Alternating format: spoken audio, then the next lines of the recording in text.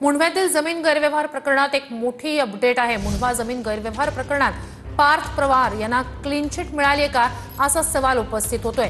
मुद्रांक अधिकारी राजेंद्र मुठे यांच्या अहवालात पार्थ पवारांचं नाव नाहीये। मुंढवा जमीन व्यवहार प्रकरणाचा मुद्रांक विभागाचा अहवाल सादर झालाय। या अहवालात दिग्विजय पाटील आणि शीतल तेजवानी यांना दोषी ठरवण्यात आलंय।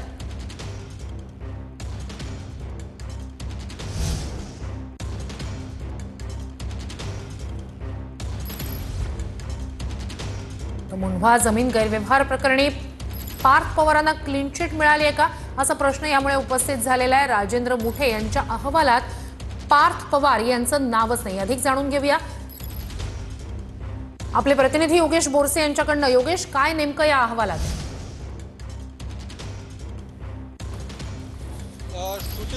मुंढव्याचा जो जमीन व्यवहार झाला होता, अर्थात शीतल तेजवानी ज्या बिल्डर आहेत त्यांचं आणि पार्थ पवार आणि दिग्विजय पाटील यांची जी काही अमेडियन कंपनी आहे या कंपनी सोबत हा व्यवहार झाला होता।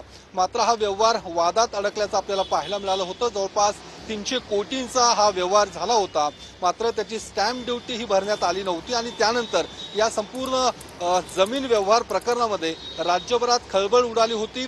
विरोधी पक्षांकडून देखील पार्थ पवार अजित पवारांवरती टीका करण्यात आली होती। त्यानंतर राज्य सरकारकडून आणि महसूल विभागाकडून मुठे समिती स्थापित करण्यात आली होती। अशा एकूण 3 समित्या खरं तर राज्य सरकारकडून स्थापित करण्यात आल्या होत्या। त्यातली राजेंद्र मुठे यांच्या अध्यक्षतेखाली जे सहनोंदणी महानिरीक्षक आहेत त्यांच्या अध्यक्षतेखाली ही समिती स्थापित करण्यात आली होती आणि या समितीला 7 दिवसांच्या आत अहवाल देण्याचे निर्देश देण्यात आले होते। त्यानुसार मुठे समितीचा अहवाल आज विभागीय आयुक्तांना सादर करण्यात आलेला आहे। मात्र यामधली सर्वात मोठी बातमी ती आहे की या संपूर्ण अहवालामध्ये पार्थ पवार यांना क्लीन चिट देण्यात आल्याची माहिती मिळते, कारण या संपूर्ण अहवालामध्ये पार्थ पवार यांचं कुठेही नाव नाहीये।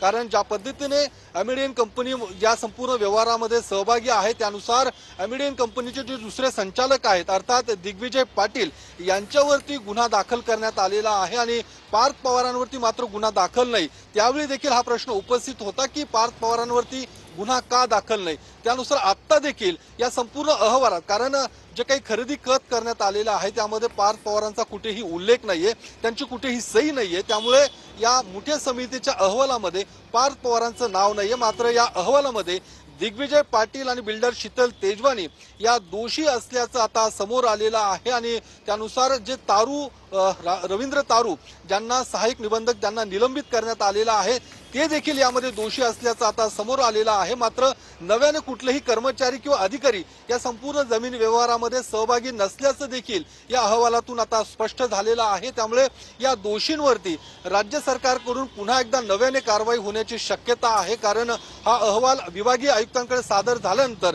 इतर जे 2 समित्यांचे अहवाल आल्यानंतर हे तिन्ही अहवाल विकास खारगे यांच्याकडे सादर केले जातील जे अप्पर सचिव आहेत। नक्कीच योगेश, नक्कीच अत्यंत महत्त्वाची ही घडामोड।